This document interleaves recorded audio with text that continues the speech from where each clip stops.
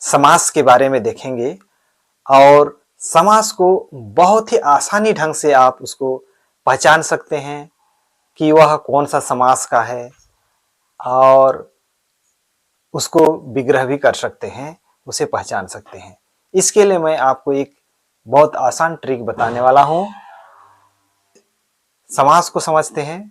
दो पदों के मेल को समास कहते हैं। यहां पर दो पद होते हैं, उनका मेल को हम समास कहते हैं। जैसे रत्न जड़ित। समास समास समास की परिभाषा यहां दिए हैं।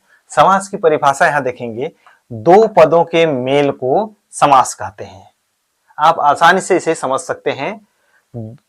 इसका परिभाषा है, देखिए, दो पदों के मेल को समास कहते हैं। जैसे जैसे उदाहरण के लिए देखेंगे, रत्न धन जड़ित बराबर रत्न जड़ित। ठीक है, दो पद होते हैं और दोनों आपस में जुड़ जाते हैं, जिसको हम कहते हैं मेल हो जाते हैं, उसको हम कहते हैं समास। समास के प्रकार को देखेंगे। समास के प्रकार, पद की प्रधानता और रचना के आधार पर समास को 6 भागों में विभक्त किया गया है। पहला है द्विगु समास। द्विगु समास आप देखेंगे, इसका हम किस तरह से हम इसको पहचान सकते हैं, द्विगु समास को, कि वह कौन सा समास है, उसको हम आराम से पहचान सकते हैं। देखेंगे इसमें द्विगु समास में पहला शब्द मतलब जो पूर्व पद हो, जिसको हम कहते हैं पूर्व पद। पूर्व पद जो है संख्यावाचक हो। अगर किसी समास में या किसी शब्द में उसका पूर्व पद संख्यावाचक हो तो आप सीधे सीधे उसको समझ सकते हैं कि वो कौन सा समास है, द्विगु समास है। जैसे यहां उदाहरण देखेंगे, चौराहा।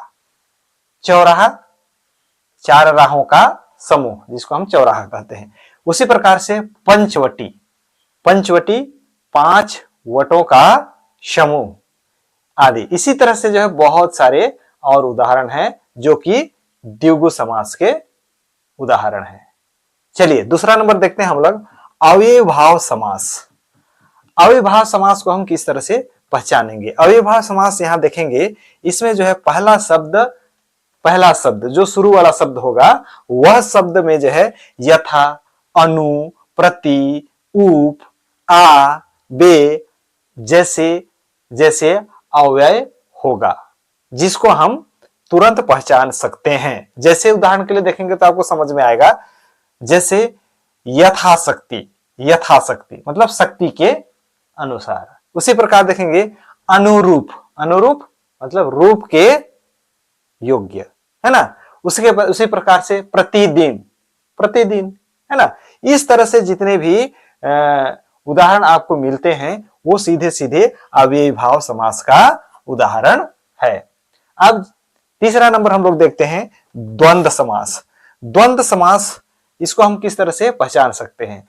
द्वंद्व समास, इसमें दोनों पद प्रधान होते हैं, इसमें दोनों पद प्रधान होते हैं और बीच में और या जैसे और या का जो है लोप होता है। जैसे राम श्याम, राम और श्याम। उसी प्रकार से रुपया पैसा, रुपया और पैसा।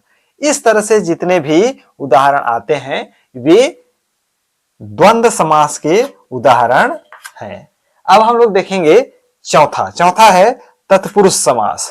तत्पुरुष समास हम किस प्रकार से पहचान सकते हैं? देखेंगे यहां पर तत्पुरुष समास दूसरा पद प्रधान होता है। इसमें क्या होता है? दूसरा पद प्रधान होता है और इसमें कारक चिन्हों जैसे से हो गया, को, के, में, पर, का, की का लोप हो जाता है।